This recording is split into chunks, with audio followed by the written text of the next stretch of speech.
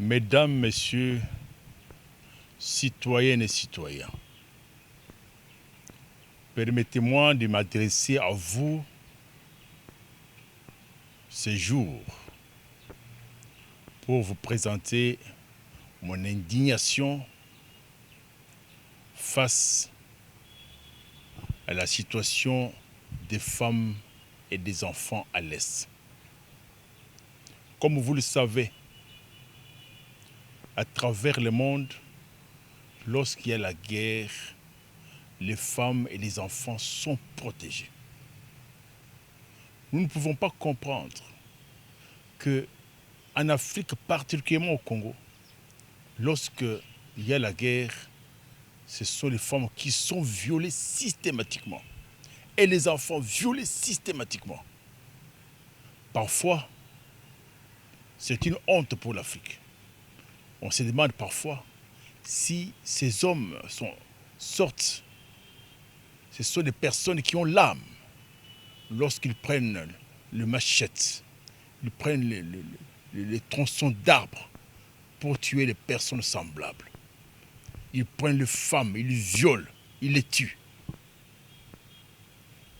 Je fais appel à la communauté internationale de ne pas mettre à l'oubli ce genre de choses. Nous allons documenter tous les cas de violence sexuelle, tous les cas de brutalité faite aux femmes et aux enfants. Nous allons pouvoir porter plainte au niveau international pour que nous puissions obtenir réparation, les sanctions contre les auteurs. Même s'il y a arrangement politique, on doit tenir compte de la manière dont les femmes et les enfants ont été traités au niveau de l'Est. Nous ne pouvons pas nous imaginer que ce pays a des gens qu'on appelle les policiers, a des militaires qui sont payés par l'État congolais. Il y a des généraux qui passent dans cette ville, qui impressionnent les gens. Il y a des colonels, il y a des majors.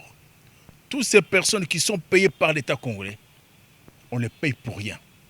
Parce qu'aujourd'hui, c'est une honte pour la République de pouvoir investir des milliards de dollars dans les hommes qui sont capables de tourner le dos aux femmes et aux enfants à l'Est. Abandonner les femmes et les enfants et être tués par le Rwandais. Ça, le président, vous ne pouvez pas les tolérer en aucun instant. Toutes ces personnes qu'on appelle généraux, policiers, généraux, colonels, ainsi de suite, toutes ces personnes doivent répondre. S'ils ne doivent pas répondre, ils doivent quitter carrément l'armée pour aller faire les champs. On doit les enrôler à Kasasa-Kanyama pour aller faire les champs. Ce ne sont pas ni des militaires, ni des autorités militaires.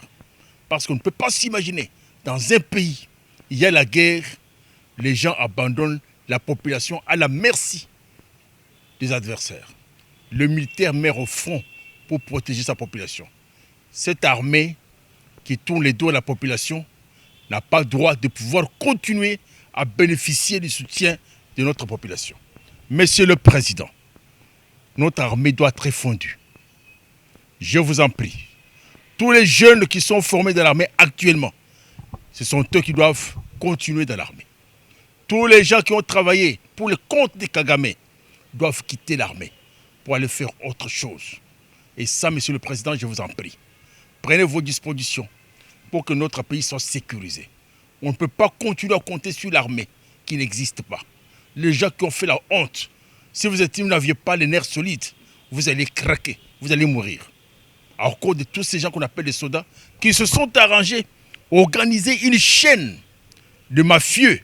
Quand il y a l'argent pour les militaires, ils détournent ça à Kinshasa. Ils s'organisent pour se payer des gros salaires.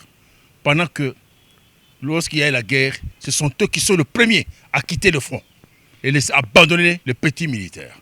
Voilà pourquoi, Monsieur le Président, je vous en prie, que tous ces gens soient rappelés à Kinshasa. On doit refonder notre armée. Nous n'avons pas besoin d'eux. À l'instant, on a besoin de la police. Beaucoup de gens doivent être recrutés à la police pour pouvoir sécuriser la population. Et ce qu'on appelle l'armée, il n'y en a pas. Sauf les jeunes qui sont recrutés récemment, qui doivent avoir de nouveaux commandants. On n'a pas besoin des généraux. Il y a des pays où on se limite au niveau des capitaines, même le colonel. Il n'y a pas de généraux. Tous ces gens de généraux doivent s'occuper des champs ne doivent pas continuer dans notre armée parce qu'ils ont fait la honte. Si aujourd'hui on recrute de nouveaux éléments et qu'on les met à leur disposition, ils vont les décourager. Ils vont les mettre dans leur philosophie de fuite et nous serons en insécurité. Je regrette infiniment pour les milliards de dollars dépensés pour acheter les armes et qui vont être abandonnés par tous ces gens, les mafieux, qui se disent des militaires, qui se disent des colonels, des généraux, qui n'ont rien fait. Sinon, Monsieur le Président, à défaut de les tuer, parce que la loi les dit, comme vous ne voulez pas toucher les sangs, toutes ces personnes doivent être démobilisées pour aller s'occuper des champs à Kassakanyama. Je vous remercie.